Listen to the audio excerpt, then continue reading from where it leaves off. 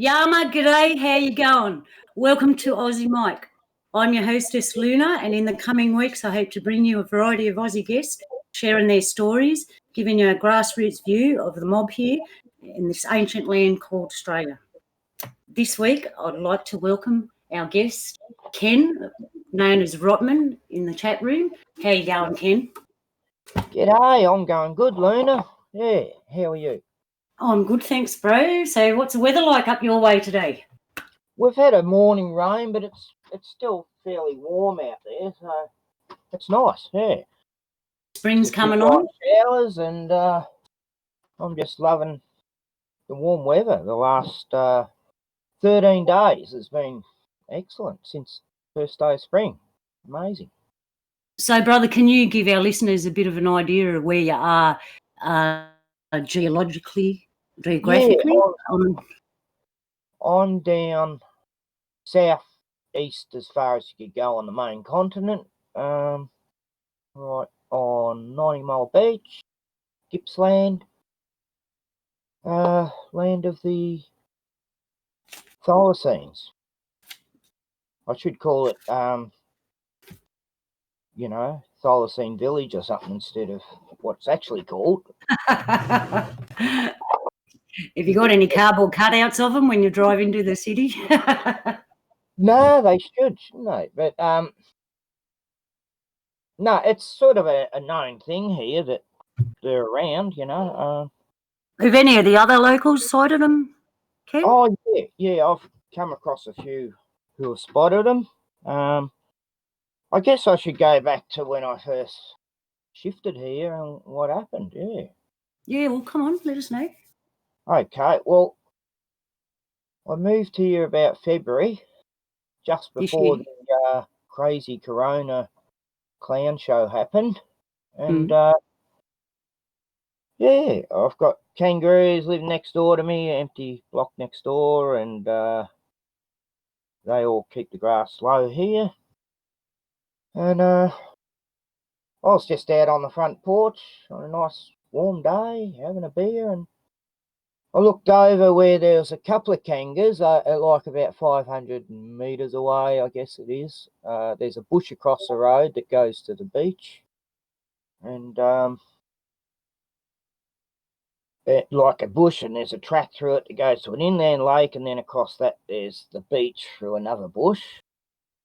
And I thought that it was a kangaroo at first because it was up on two legs, but it was like it was smelling something, and then it dropped on all four legs next to its partner. And the sun was going down, and it was sort of shining really bright on them, like they looked almost golden because of just the time of day it was.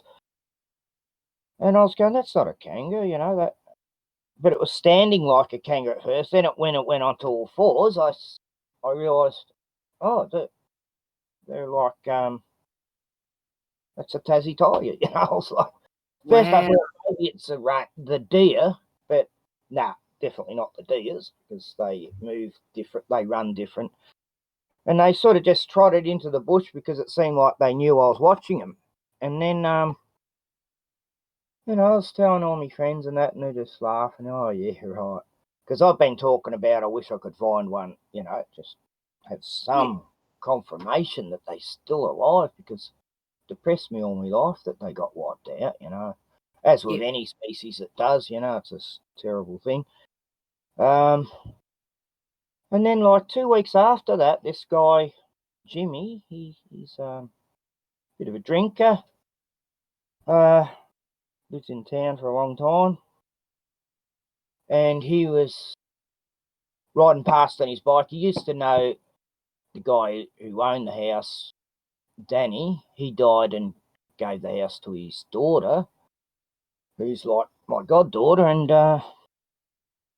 because of the COVID lockdown, she's living here now. But he used to come here and play pool all the time with Tioni's dad, and as did a few of the locals here.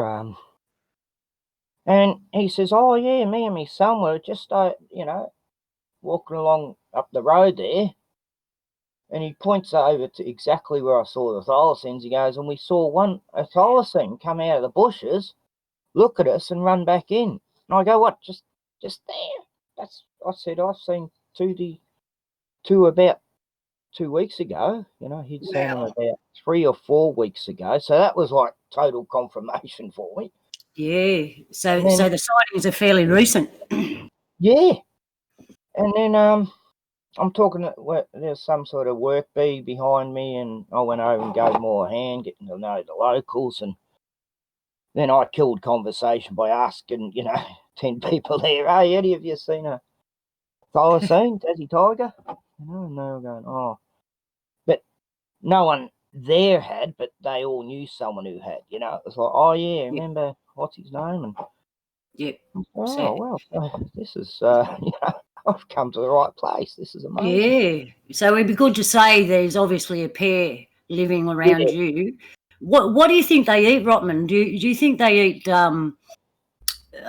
small animals or deer or kangaroo? I think maybe roadkill or dead animals. That's been I'm not 100% sure actually.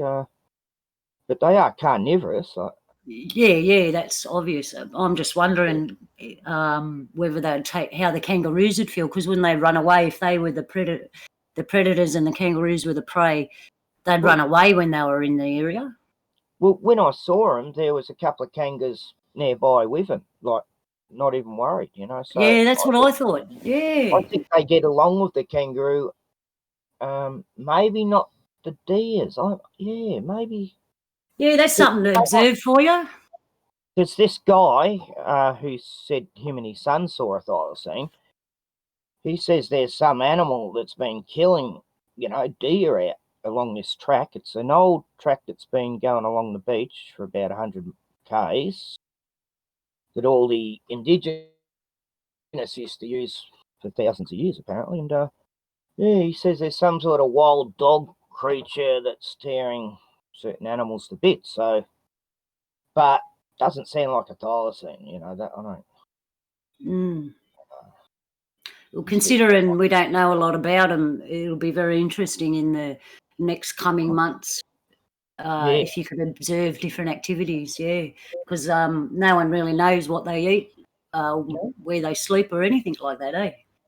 Yeah, exactly. And So, it's been so long, 1936, and it was only like, when was it? The 7th was the anniversary of when the alleged last one died in captivity. Yeah. 70 years ago. Yeah, so 70 years ago, so many days ago, it was the anniversary. I wanted to do something that day, but the amazing thing was that, like I've been telling me goddaughter, Tiani, I definitely saw, they were definitely Tassie tigers, It was just for a split second. I didn't know what they were because you're seeing something you hadn't seen before, So. Yeah, and your mind logically tries to figure it out. Especially my brain to work out what I'm looking at. It's happened to me a lot. I've seen things and gone, hang on a minute, we'll just go through the logical cycle before I decide that it's in the anomaly file. So another question I wanted to ask you, Ken. Oh, you got more to say about that? Oh, sorry. Yeah, I was just going to finish the story by saying I went up to the fish and chip shop with Tiani, and this is like a month back, maybe 2 months back. So this is like 4 months after the sighting.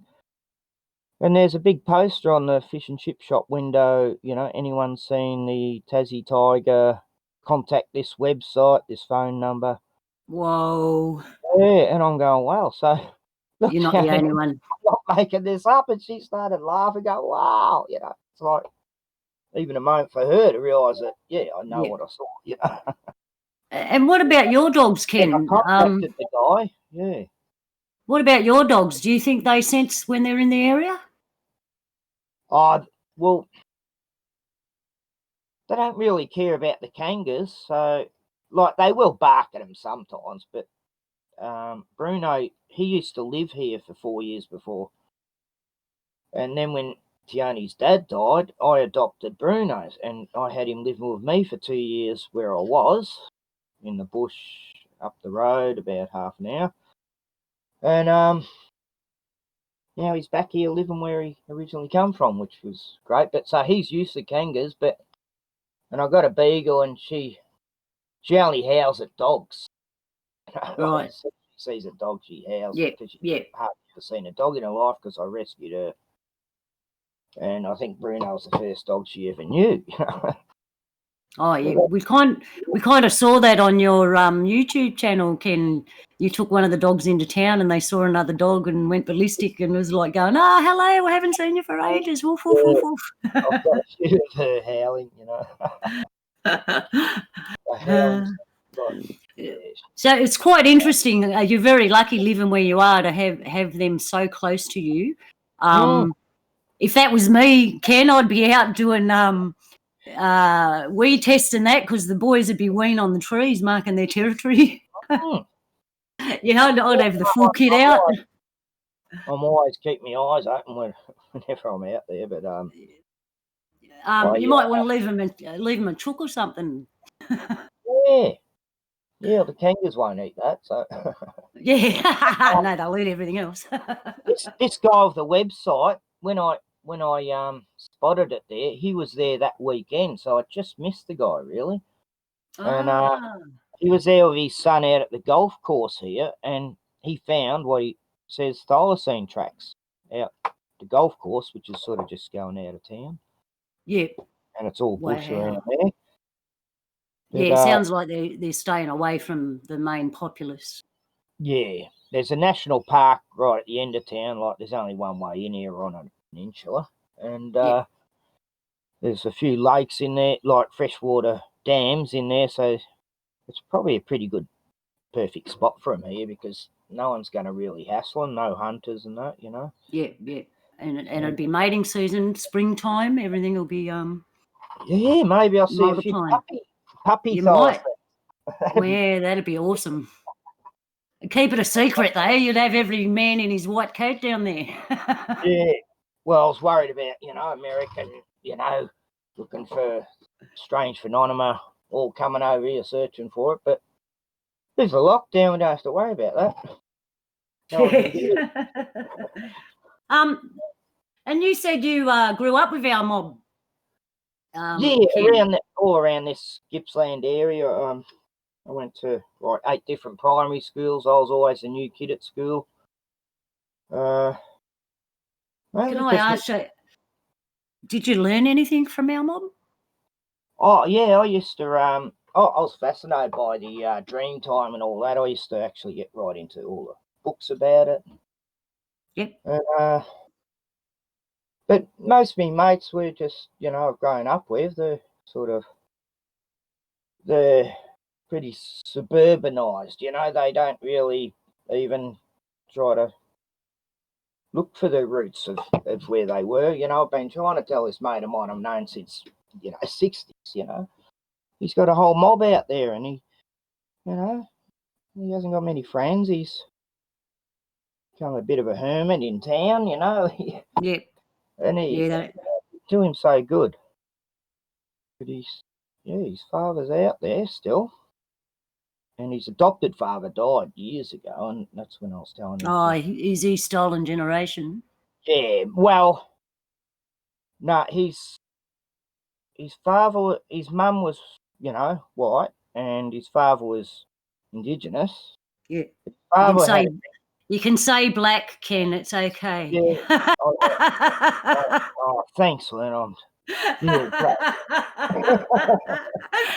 It's like, with the new normal and the new lingos and I know. What to say half the time, Do you think we really care about that, us blackfellas? We don't care. We got our own language. We all just have a laugh about how silly it is, Yeah, you got to laugh. You got to laugh. Yeah. So, we all got along well then. I mean, it was the 60s and there was never any racism. I mean, we didn't even, no.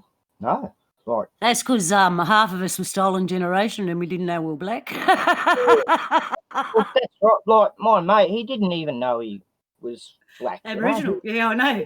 That's right. And I knew he was. I could tell. I'll say, you're that dad of yours isn't your real dad. Your real dad's Aboriginal. And Mark's like, no. And no kidding, he finds out 5 years later, yep, you were right. You know, that's so common, Ken, what you just said. I've heard so many stories of white fellas telling black fellas, you know, you're a black, don't you? Yeah. And they turn around, and it's a really sad thing because they don't know who they are, and then they've got to begin this journey of finding out who they are. Next week, I've got a friend next week. She's going to talk all about that and her journey of how she found out who she was. Yeah. But it's kind of sad. It is. Like, I believe, you know, I hated the way they tried to destroy the language and the traditions, and it's good that they're getting back to that now, because, you know, I used to worry about that all being lost, you know. Yeah, well, the good thing is the breed 'em out thing they had. Good. Well, they're trying hard, but it don't work. They did that in a lot of places, though, you know, when they took over. Yeah, and the knowledge, we share it. Like you growing up with our fellas, you would have, you know, stuff that they would have shared with you, and you saw stuff that you could share with others. And in that way, the knowledge still lives, so they can't kill us that way, you know. Well, even at school then, social studies was like a class where you'd learn about your own history and Indigenous history and other people's and how to behave and that. Like, that must seem so alien at school. Social studies? What the hell's that? Well, imagine social studies now, Ken. We learn to be social. We want to get triggered. You know? We got social distancing now, so I think social studies is out the window. That's right. Yeah, that's like a thing of the past. You know, when I went to school, Ken, I was in year 7 or of high school, we call it here. I did history, my first class of history, and I looked at my history teacher, and he's trying to tell me no black fellas were here. And I'm just looking at him, and I packed up my book and I put it on the table, and he goes, "What are you doing?" And I said, "You're teaching me lies, sir." He goes, and he put his head down, he goes, "I know, but I have to do it." I said, "Well, I'm not going to do it." And he goes, "That's okay." He said, "It's good." He said, "But I have to keep you in 5 minutes after every class." I said, "That's fine." So I never did it, and he kept me in 5 minutes every class, but we just had a big yarn. It was no big deal. But he knew that what they were teaching wasn't true. What, in your particular area he was trying to make out that? Or? Yeah, Mount Druitt, where I grew up in Mount Druitt, yeah. Up near the Blue Rangers and all that? Yeah, the high school I went to is really famous for being a bad high school. Yeah. But I've heard of a few bad ones out in the outbacks and that. So yeah. And they're not bad as in bad things happen. They're bad as in the teachers didn't want to teach you anything. They were too busy partying. Yeah. Well, that's another thing I wonder about, like history. Like, have you heard of the mud flood theory? Have I heard of the mud flood theory? Oh, Ken. And what I've wanted to ask the Indigenous people here, the blacks, do you remember buildings and cities around before the supposed Botany Bay thing and all that, you know? Well, this is a trail I'm on, because I don't know if you saw the show that we had on Kev's show, the last one. He put up a big megalithic square blocks. Oh, I can. I think, yeah. Yeah. I'll get that back up somehow so people can see it in the future. But cool. Basically what it was I heard of the mud flood theory, and I've seen these beautiful, beautiful buildings in Europe and the old buildings we have here in Australia, and I love old architecture like that. And I thought, you know, all these megalithic things overseas, I wonder if we got them here.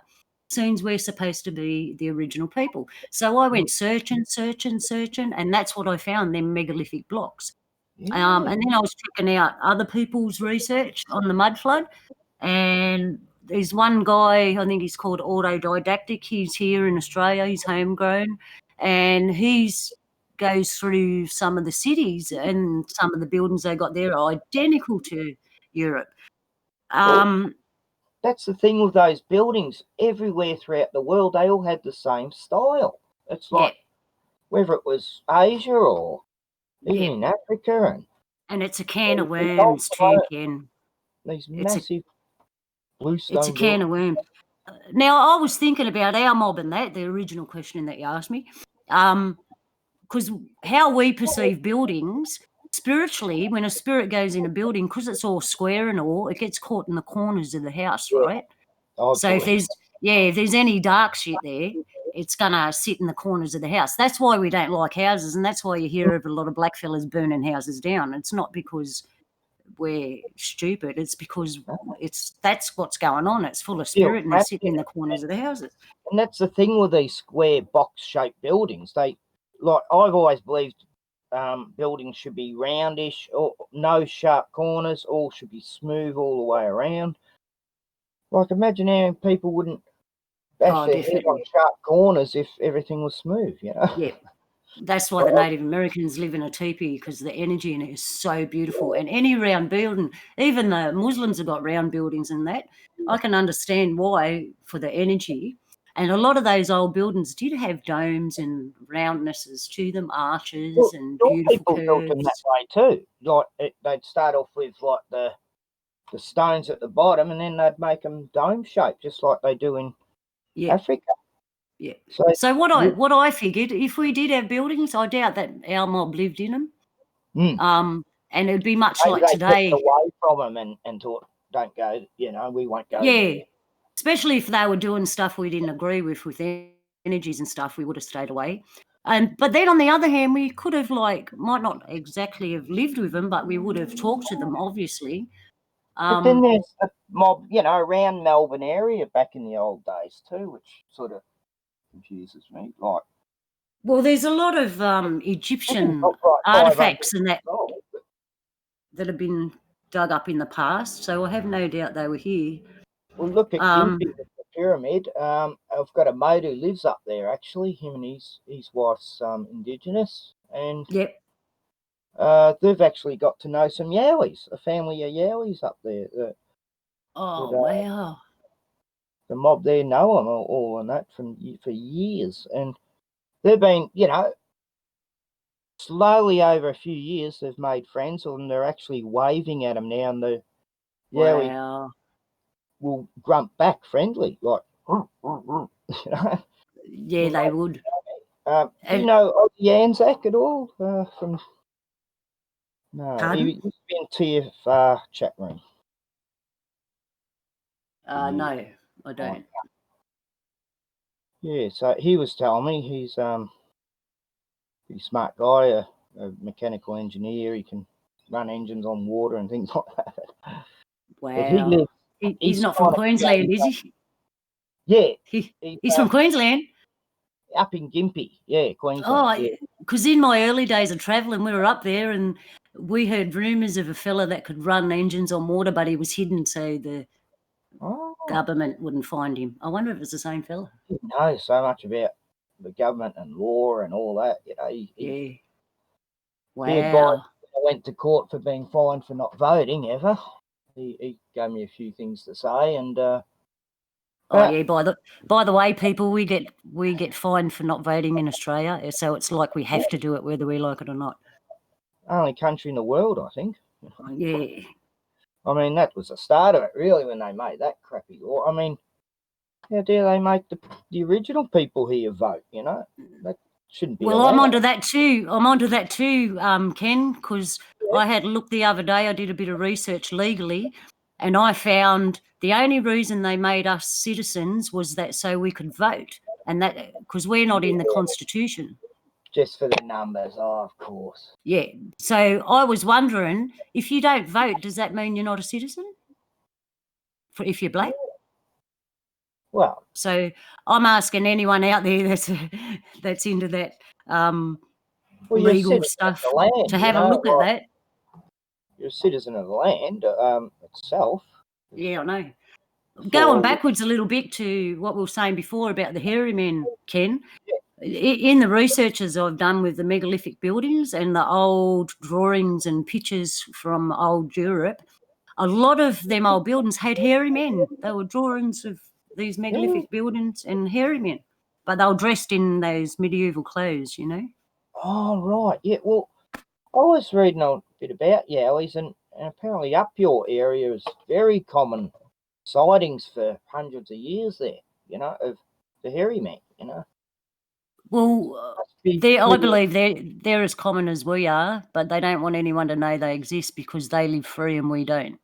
And I have this horrible gut feeling that we humans are responsible for mass slaughters of the hairy men. Yeah, that's the only reason that there wouldn't be that many now. Yeah. But I was listening about, I was reading about this back in Botany Bay when they all, you know, raided that area. These sailors were on the shore and they had this big keg of booze with them. I think it was rum, and they were drinking. And then these 3 giant hairy men turned up, and they ran back to their ship and got back on the ship.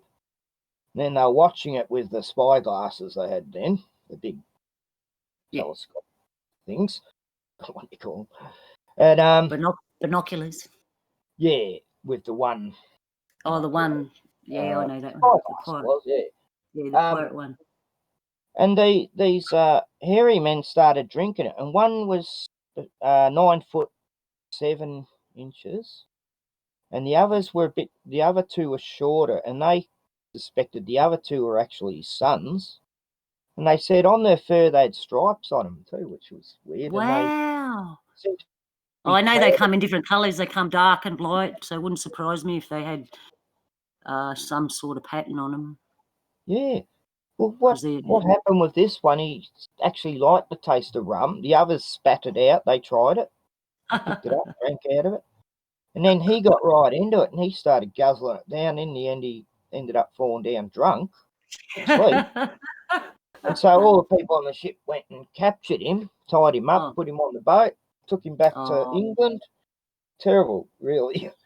Oh, they did that. They did that to our mob. There were some of our clever men. They captured him and took them back for specimens. I've seen some of the photos of, you know, how they got him and dressed them up, looking like, you know, them trying. Oh, it looks wrong. I know. Like what do I reckon? Sorry, I was going to say. The guy they shipped over there could sing beautifully, you know, and you know, they really. You know, the first Australian cricket team was all black. Oh, right. It was an Aboriginal Australian cricket team. They went over to England and they stayed there for a while. But what people don't know about us mob is if we leave our country for too long and our spirit's away, we actually get sick and die. And some of the fellas in the cricket team got sick and died because they were over there too long. Yeah, and they're not eating the stuff they'd eat here probably too. Like, yeah, it's a lot of things. The energy, the food.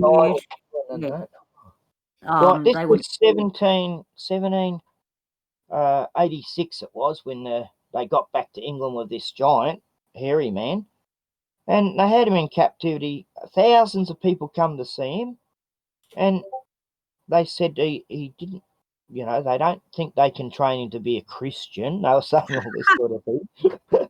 But he actually used to walk around with them, never got savage with anyone, and was, you know, a really mild-natured giant, you know. He never gave them any trouble. And, like, this is just all writings. They didn't have photos then, but they had some lousy drawing of it. Yeah, they would have had a drawing. Oh, actually, I've looked at some of them old drawings and I thought, gee, some of the young people that I know are better artists. Yeah, I know some kids that can draw better than that. Yeah. I guess that wasn't the forte. They were more hunters. Yeah, it's kind of sad what happened when they come here. They didn't respect anything. They didn't respect the nature, the hairy men, us, the other people that were here trading with us. Well, I mean, you know, have you heard of Evan Strong? And yes, I have. I'd love to meet him one day. Like, all to do with the ancient Egyptian findings of yeah. I was talking to Brother Donny about him. Yeah. We had a big yarn because he feels the same way as me. We want to meet him one day, and maybe one day we could get him on Kev's show or something. I don't know, because he's got a lot of knowledge, that fella, about our stones and things. And he's actually got blackfella in him too, you know that, eh? Yeah, well, the way he talks, you'd swear he was. So, Well, yeah, the reason he don't say it, yeah, it's because thought, he's fair-skinned. yeah, so he's a creamy pasty. Yeah, creamy skin. We found that a lot of the fair-skinned Aboriginal people are ashamed to say, well, not shame. Oh, what's the word, Ken? They're kind of afraid to say they're Aboriginal because they are fair-skinned, and it's more because they don't want to cop all the, I was friends with this girl, Kerry Ann. She was part yeah. of the Rose family down this way. Real big mob. And yeah, she had like gingery, blondie hair, freckles. You know, you'd swear she was from Holland, but then you could still tell with the features that she definitely, you know, and her like grandmother is as dark as you could imagine, and yeah, it's just every now and then you get like, you know, one of them, and she used to complain to me, oh, they all call me gummy, what is it, gummo, pasty, creamy, you know. Pasty, creamy, yeah. But at the same time, the mob's there for her, like, yeah. Yeah, because we don't see it that way. We know our own. Doesn't matter whether you've got red hair, blonde hair, or black hair. I've met so many. I was always jealous of that sort of connection, family type thing, because in my family, it's like, it's German, Spanish, English, and Scottish, yeah. So, bit of a There's that Scotsman's blood again. Yeah. It's all over the world, you know. Yeah, I've got a bit of Kev's side, yeah. We're either Irish or Scottish here, though. Well, yeah, I've got Irish in me, yeah. The Irish were treated just as bad as the Indigenous, and the Chinese, you know, they helped settle the country as well, like as far as settling. You know, when the settlers came and Sydney was established, you know, the Rocks in Sydney here, it's called the Rocks. It's it's a beautiful place if anyone ever gets a chance to come to Sydney. Well, the Rocks there, they were starving and everything. It was the Chinese fellas that came in and started their market gardens that fed half of Sydney, you know. Yeah, well, there were actually more Chinese than Europeans back then days too. Like, they actually started to worry that they would outnumber them, so they stopped importing them because the numbers were actually outnumbering the Europeans. Wow. And you know how we were talking about the mud flood earlier? Yeah. The mud flood, have you heard of the Tartarians? Yeah, Tartaria. Well, Tartaria. Well, apparently, like, that was all of Russia, China, and India. Yeah, all that big giant. Yeah, they were all Tartarian. And then the mud flood happened, and I think it was the Ottoman Empire. Why they were all what's the word, in crisis? They came and warred upon them, and that's why we have China and India separate to Russia. But once upon a time, they were all the same, apparently. Yeah, according to the research. See that? You can see the Asian side in the Russians, you know, and well, I say to Dutch and German friends, Dutch, German, you're the same people, just a different language, you know. Dutch and German, yeah. You're both arrogant. Nah. Oh, so here come for everyone listening. Us Aussies laugh at everything, and we take the mickey out of everything. So don't get offended, anyone, if it's you we're talking about. I've got Germans all my life. I really connect with certain ways of theirs. You know, they're very, very intelligent race. Oh, they are. Look, when I was young, I met a German woman, and she taught me so much about growing vegetables and farming and chickens and all these natural ways of how to keep insects away. I'll never forget that woman. She taught me so much. I mean, when I think, what did we do before there were chemists and we didn't have medicine, you know? Oh, wow. And then you realise it's all in nature, you know, that we didn't. We don't need drug pharmacies. And they make the world sound like we never had nothing before, and all of a sudden, until these things came up, they never existed, and it's so not true. Nature provided everything for us. and dishwashing liquid. Well, they use things like lavender and That's right. other things, you know. Yeah. And we had soap bush. You know about the soap bush, don't you, bro? Yeah. I don't know what that looks like, but I've heard of it. Yeah. I mean. Yeah, it's a big leaf, and when you add water and rub it, it actually bubbles up, and it's soap. It might not smell the best, but it does the job. Yeah. And I found out the other day you can use wood ashes soap as well, but you've got to be careful because it's really carcinogenic. Right. It'll eat your skin if you leave it on too long, but it's like heavy duty soap. So I suppose if you're a mechanic or something and you had no soap, you bit of wood ash, rub it with a bit of water and rinse it off straight away, and it'll take everything off your hands. It's like a stain remover. Yeah. Yeah. And the other thing is, oh God, what was it? Tea tree oil. I've washed my clothes with just tea tree oil sometimes, you know. Yeah, or eucalyptus, good old eucalyptus and the Lavender, jumpers. eucalyptus oil, tea tree. You Eucalyptus. can wash Yep. your clothes with that stuff, you know. Yep. But it's expensive now to buy it, you know. It's good if you can make it, but. Oh, yeah. I think Australia's going back to that. We got to go back to make your own. Make your own eucalyptus oil, and I suppose we do. It's easy to make, Rotman. You just get a distiller. Yeah, that's right. I've been meaning to get one, you know, about 5. It's a wonder you haven't got one to make your brew.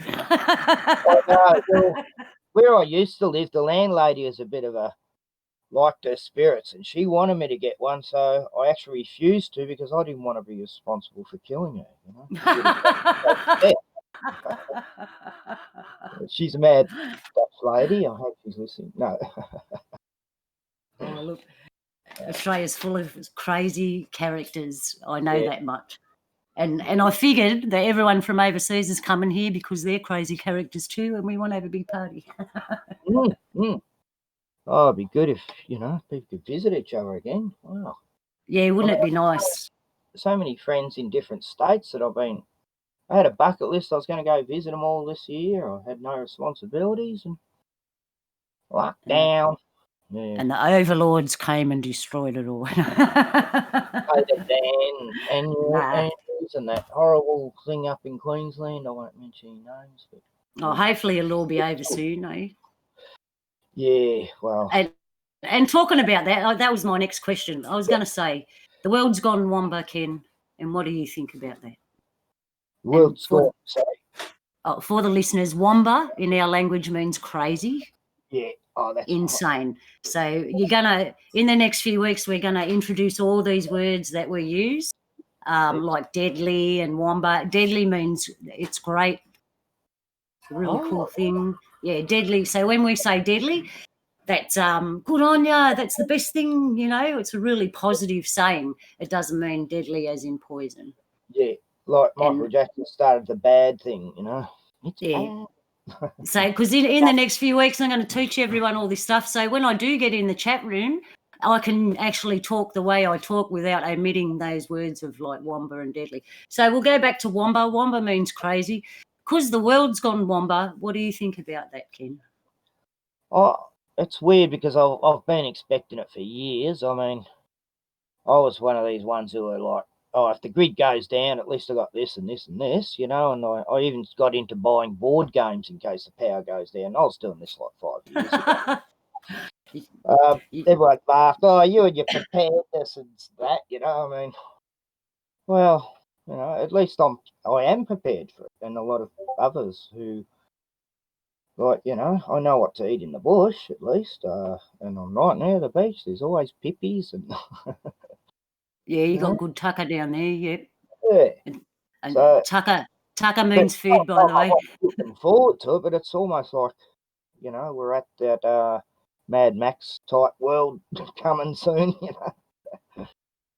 That's a possibility. All things are possible, and I'm I remember when it first started, this guy saying to me, oh, nah, this will be gone in a few weeks. And I go, you reckon? And he goes, what do you reckon? I said, oh, I reckon the whole year. I reckon it's not going to go away. And I was saying that in March. You know? I said Christmas will be cancelled. I was saying that in March. Oh, we'll find out soon. It's just around the corner. Yeah. If Daniel Andrews, has, you know, I mean, he's the one who created the curfew. He didn't get any advice from anybody, not from the health minister, not from the police. He created this curfew law himself. Like, of what authority does he have to do that? He's not a doctor. He's not a law officer.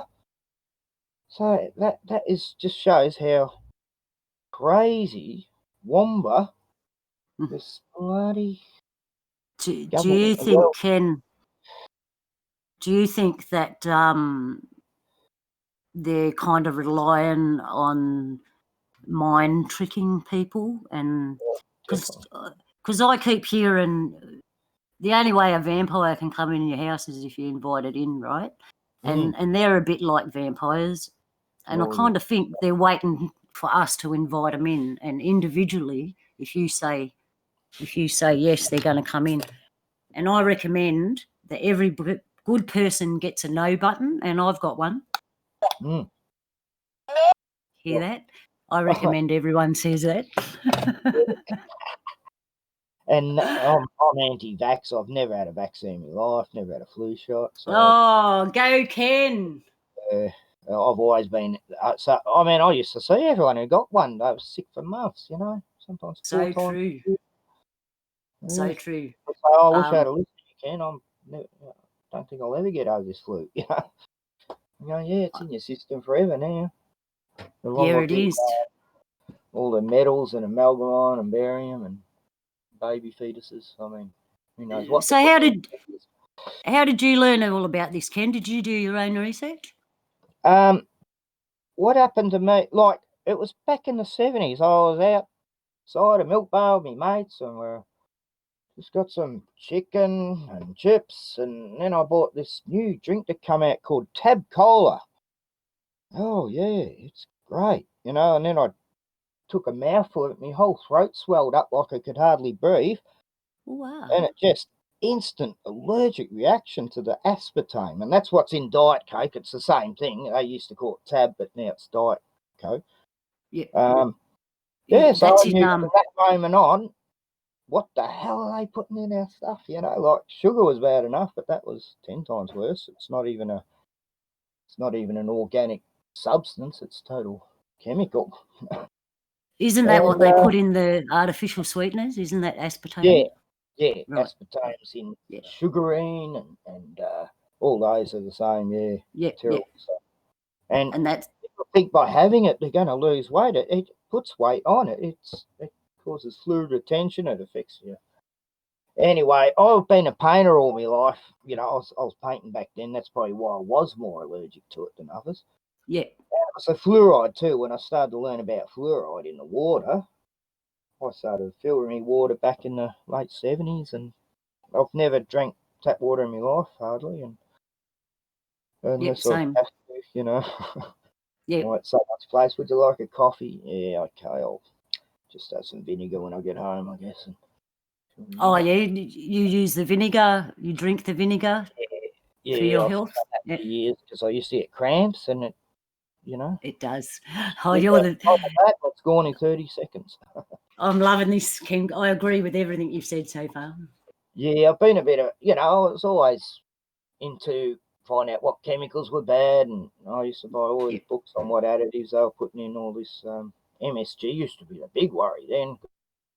God, oh yeah, I remember that. Yep. Now we got GMO. I mean, I bought strawberries the other day from Aldi's, I think it was, and just no taste. I just gave them to the dogs. You know, strawberries. You know what the hell?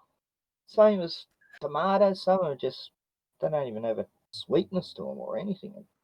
And I've been growing my own veggies for years, but where I was living, nothing would grow in the end. It was like, you know, I used to grow like, you know, 12 different veggies and fruits. And what would you say that was because of the soil, the energy in the area? I noticed the chemtrails back then, you know. Oh, right. The chemtrails. I've been banging on about that on YouTube for about 8 years. Yeah, same. And it's because of being a painter, I got really sick every time I used to go to work, and I get really bad nausea attacks during the day, and I used to think that was actually normal, you know. And I'd get terrible headaches at the end of the day just from the chemicals, you know, using 2-pack. I painted McDonald's for the last 13 years of my painting life, and then I got cancer, and I had to quit, and I noticed just as I was getting the cancer, every time I'd get near the paint, I'd be feeling sick all the time and trying to tell everyone it's killing me. And yeah, sure enough, it was. And then I stopped painting after that because I wanted to live. I knew it would kill me. And I've been trying to tell my older brothers to get out of the painting, and one of them finally has. But yeah, so. Well, Creator certainly woke you up there. I'm glad you. Hospital, I had an awakening, almost like God said to me, "If you want to live, you have to drink purest water you can find, and then you will live." So, what do you think of distilled water, Ken? Yeah, I don't really drink it, but I just filter mine with. I've got tank water, and I filter it with a charcoal filter thing. Oh, yep. Yeah, I mean, it's probably not the best. I mean, there's lots of better filtering ones out there, but oh well, it's rainwater. I hope it gets all the chemtrails out of it. And, yeah, it's a worry. Oh, that's right. Back to the plants. Yeah, what happened was, where I was living, there's this big dome satellite thing. It's like a satellite communication tower. It's been there since the 70s. Yeah. It's like the ones in Hall Gap, one of those, those dome ones you see in Pine Gap. Yep. Yeah, it's one of them, and it's sort of, it was about 2 miles from me. Pine Gap, the American installation in Australia. Who knows what goes on there. And then they put a cell tower up next door to us. The people got paid 10 grand to let them put it there.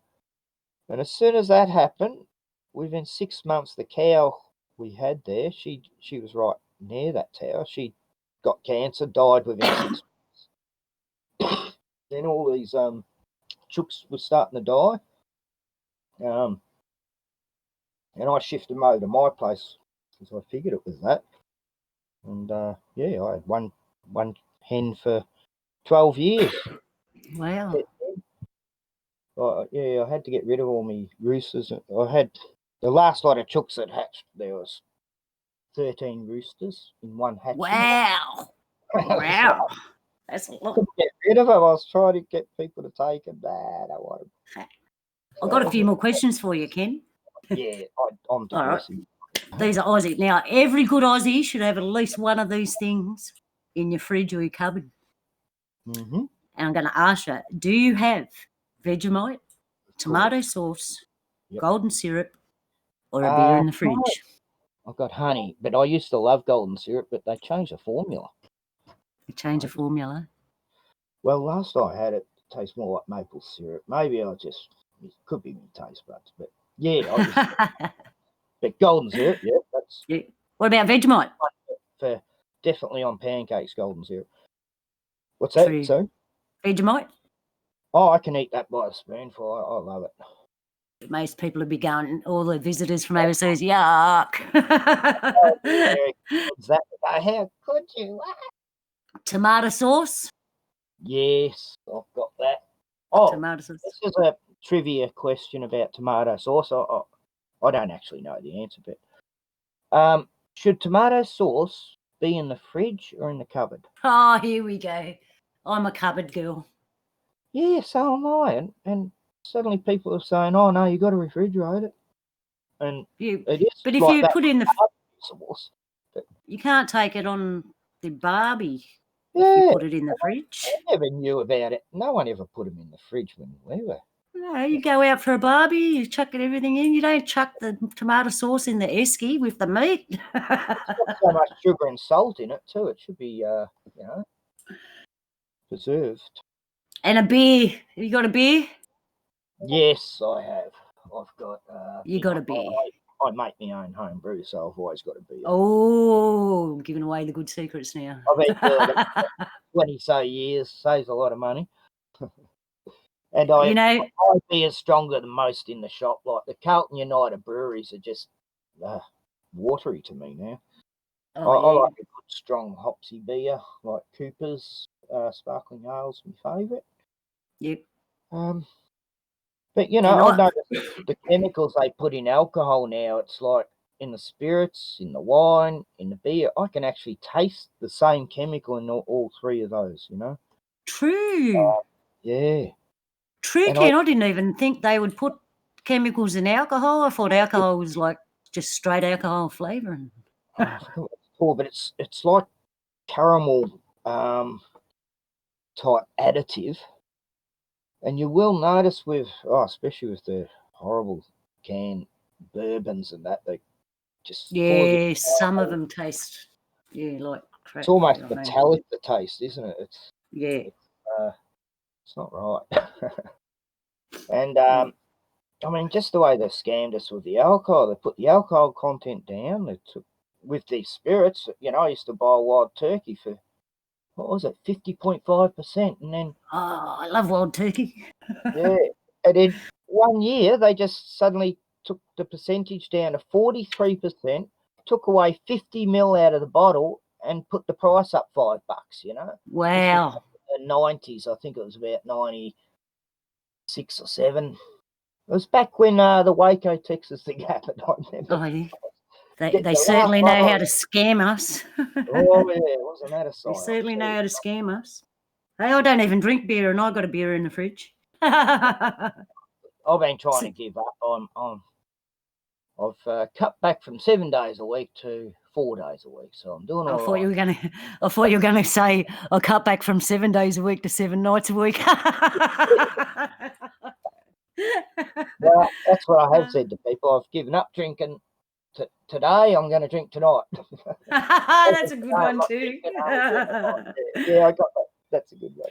Say bush tucker, my brother. Have you ever had bush tucker? I have actually had witchetty grubs on a barbecue.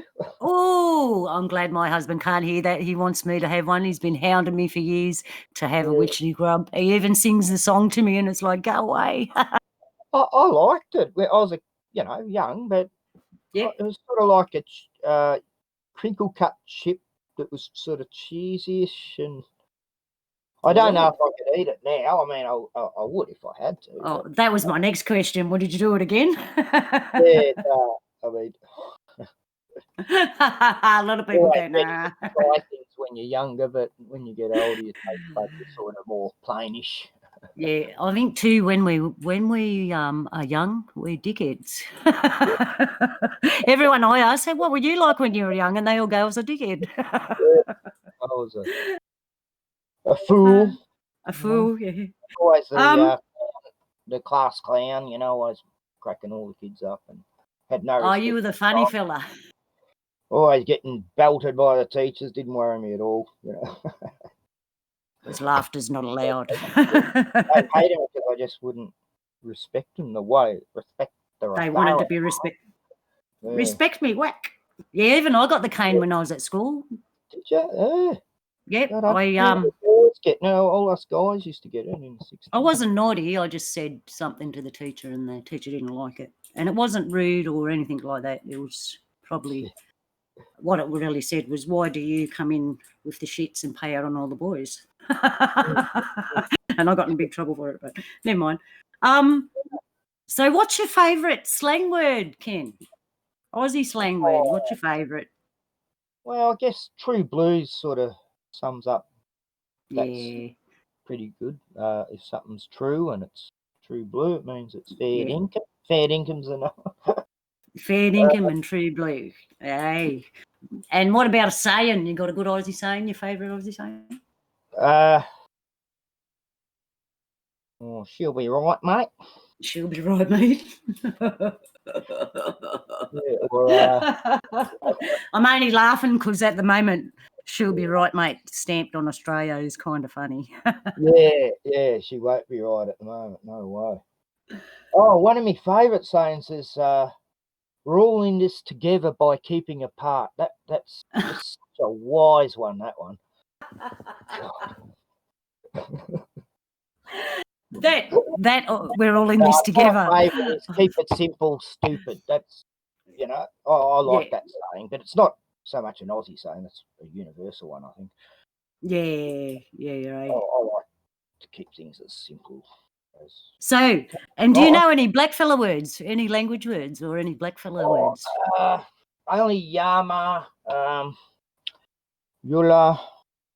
I know Wamba. Yeah, now you know not. So we've got Yama is hello. Yalu is see you later, goodbye. You know, I used to know Indonesia. Wamba is crazy. Deadly. Deadly, yeah, that's. I'll write these down, actually. Yeah, you're deadly, Ken. I have heard that one before. Yeah. Yeah, that's pretty common in ours. God, what some of them? Oh, there's some real funny ones. I just can't think at the moment. My memory's terrible. That's all right. Yeah. Over in New Zealand, they like sweet. Everything's sweet. Everything's sweet. Ours is true. Yeah. True, and theirs is sweet. Yeah, they're similar to us, them fellas. Yeah. I've had grown up with a lot of them too. Yeah, they got a bit more raw to them than we have. We're a bit more quieter and gentler. We go real shy. They love to sing, don't they? Everyone I've ever known. Oh yeah, they're parties. Yeah. Us black fellas are like snails. If you poke us, we go back in our shell, and you got to wait for us to come back out again. One thing I was going to ask, is the pointing of the bone, that wouldn't be practiced these days, would that? I remember years ago watching a movie. It was an old Aussie movie, Out of Darkness, I think it was called. It's back in the 60s, and saw it at the pictures, driving, I think. And it's this young black guy gets the bone pointed at him by one there, and he dies like 2 days later. In the desert, they just find him dead, and it used to really haunt me. Wow, can that really be done? You know, and I can't give away too many home secrets. It used to be a common known thing in the old days, but I've never heard it talked about now, you know. It's probably that bone, it's not around. Us weavers use a bone needle for weaving. And that bone does get used for things, but there's more to it than that, Ron. And I can't really tell you without giving home secrets away. But all I can say is sometimes Hollywood stuff isn't exactly true. Nah. It's similar, right? So all I can say is, the bone bit's right. It's just the delivery that's a little different, and that's all I can say about it. Yeah. Oh, that's good. So maybe in private one day I would be allowed to. I don't know, but you know, that's enough before I have the spirits of the black fellas shoving their face in mine, going, "Shut up, Anne-Marie, what are you talking about?" Because they do that. They come visit us. We'll talk about that when I get brother Donnie on. We'll get right into the black fella boo on that. Donnie was saying he saw a thylacine footprint not long ago at his work. Yes. Well, we're going to hear about that too. And what I'm trying and do is perhaps get Donnie on and get you and him to have a big yarn, because there's a lot of things that you can yarn about there. And before we go, I'll chuck a bit of woo in there as soon as we're talking about it. Have you had spiritual experiences? You've seen a spirit? Have you heard things like any of the above? Yep. Any woo? Totally paranormal as a kid onwards. UFOs, I saw shadow people. I used to hear yowies. I didn't even know what they were called back then, but the hairy man. I knew him as the hairy man when I was young, but then the yowie thing, I think it was about the 70s they started to use that word more. And many UFO sightings since a kid. I used to believe in aliens, but I don't now. I believe the things from here, not from outer space. I mean, where do I begin with that? I don't see UFOs much now, but last one I saw was like 2004. Most incredible 2 UFOs, like cylinder shape, luminous, lots of colours, big giant red balls at the back of them. The good thing was other people saw it that night too across the country. It travelled from Victoria to South Australia. People saw it. That big orange ball not long ago? It wasn't a ball, no. It was like, they looked like two giant covered in lights type, like a train, like two giant trains, or Whoa. they were like ships in the sky, and Yeah. like, I didn't spot them. I was looking down at the ground outside. I'd been looking for me two dogs that went missing. Turns out they got shot by some cops. Oh. Anyway, that's another story. I was outside. I had a barbecue going, trying to get me lost dogs back. It was a terrible night. Found out what happened the next day and all that, but I thought you were going to tell me the aliens abducted them. and suddenly there was like this. Suddenly there was like the whole ground lit up red, pulsating, and I'm going, what's wrong with my eyes? And then I've looked up to see these two crafts flying over me with these red pulsating flashing orbs at the back of them. And the first thing I thought, oh my God, my dogs are dead. You know, it's the instant. Yeah, you felt it. And I wasn't even, I was more worried about them than the UFOs I was looking at, even though they looked beautiful though. And I was thinking, well, maybe they're dead and these are the crafts taking them to heaven. You know, I was in a bad way then. And then the next morning, fell asleep on the floor in front of the fire, and me dog Bonnie comes up to me and she licks me face, and then I've opened my eyes just to see her vanishing in front of me, and my face felt wet from her licking me. She'd come back as a ghost, you know. Oh, I was just about to ask you that too, because animals that I've had, when they've passed away, they come back to me in a dream and they tell me what happened to them. Yeah. And I was going to ask you the same. Do your furry friends come back to you? Tell me she's all right. Yeah. Because I'd lost my first Rottweiler there, and then I lost her and this other Rottweiler. Oh, I'm sorry for that. They let him out of my house while I was away, and then they hunted him up the road for fun. Oh. Got him point blank because my dogs were friendly, you know. Yeah. They got $2 a dog then by this cancel guy who owns like thousands of acres of property here. He's one of the mayors, or one of the electoral buggers. And thanks to him, a lot of people's dogs were going missing from the actual property because people were getting $200 for a dog here. Whoa. Yeah. And even this little puppy across the road on this farm, someone stole that, and it was only like a 5-week-old puppy. And they even took that dog the same week as they killed mine, you know. Oh, that's so sad. I'm so sorry. I went a bit nuts then. I started posting hundreds of posters all over the area saying how I wanted to get these hunters and come and fight. I was ready. I don't blame you. I would have hunted them too. Coming back and shooting at me, actually, shooting above my cabin every week, trying to intimidate me. And I'd go at them through the bushes with their spotlight on me with a machete, and I think I scared them into death. Gee, I'm sorry for that. And by the way, us blackfellas, when someone dies or something, we call it sorry business. So, the dying thing, we call it sorry business. So, for Ken, that was sorry business.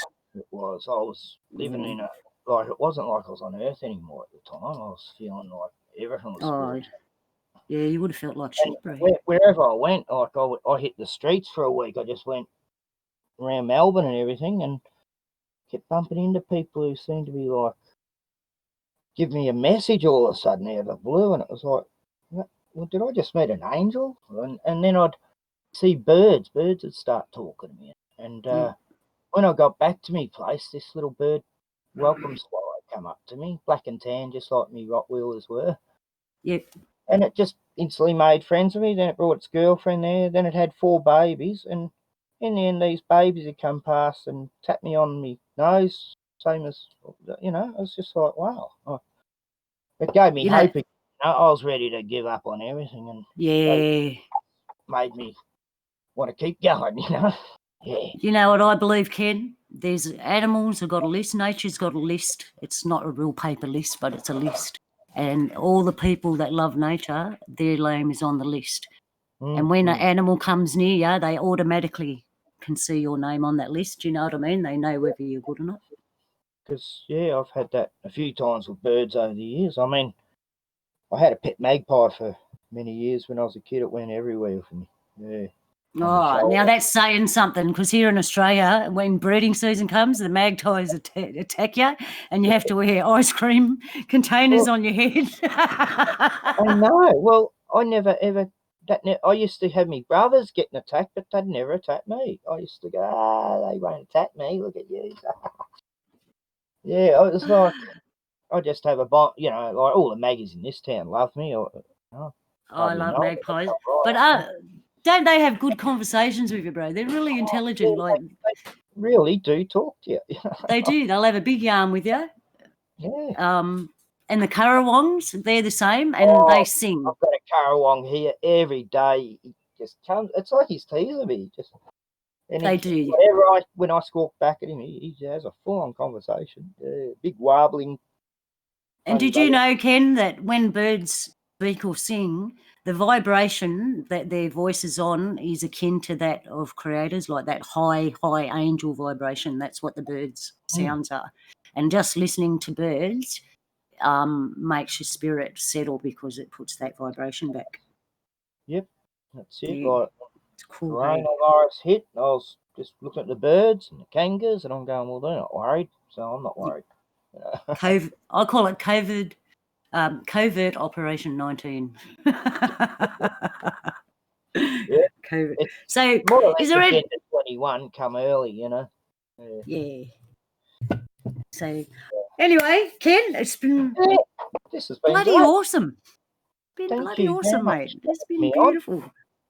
We've got a lot in common, I know that. Yeah. I agree with you on just about everything you said there. Kindred spirit. Yeah, we all are. We're all coming back. We're all gathering again, see? What is it? There are no physical boundaries. Only spirituality will save us now. So. Yeah.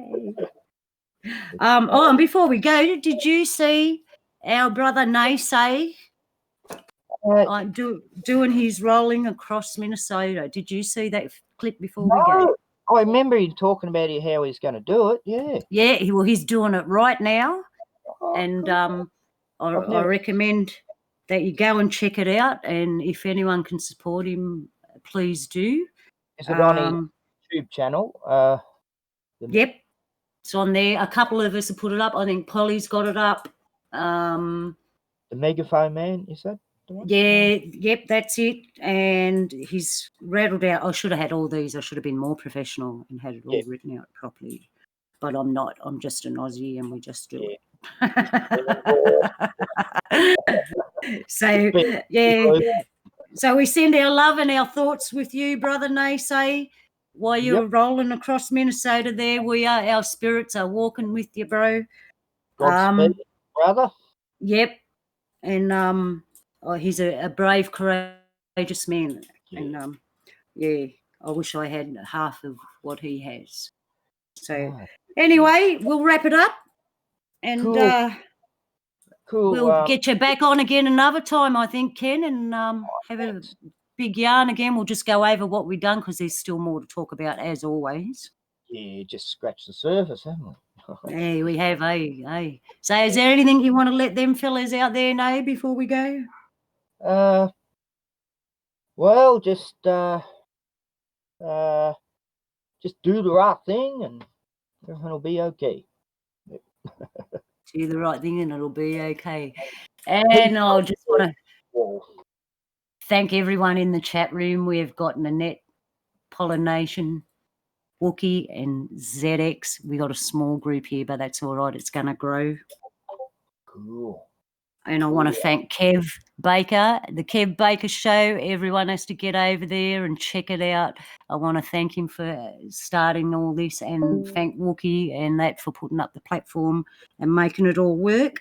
And love to you on this day, everyone. Yalu. Yalu means I'll see you later. It don't mean goodbye. It means I'll see you again. So yalu, everyone. Yalu, Ken.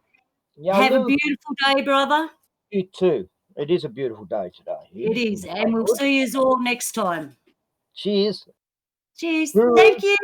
See ya.